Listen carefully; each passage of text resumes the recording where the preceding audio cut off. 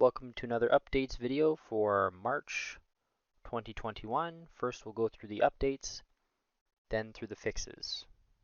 When outputting the hours worked analysis report to Excel, the file name now contains the date range that was selected.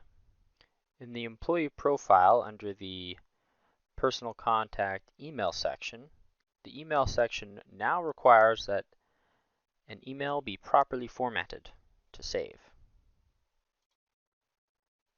Actions taken via Setup Batch Time Bank application are now written to the System Access log.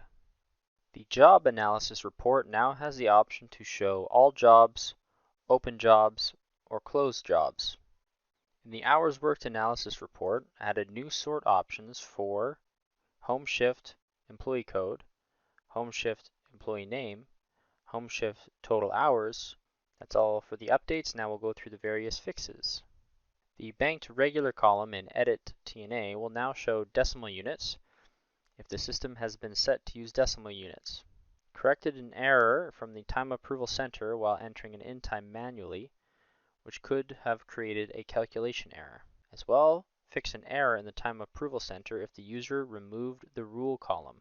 Fixed the rate reported in the employee list, employee click and pick, rate analysis, and HR export while using various sources of step rates.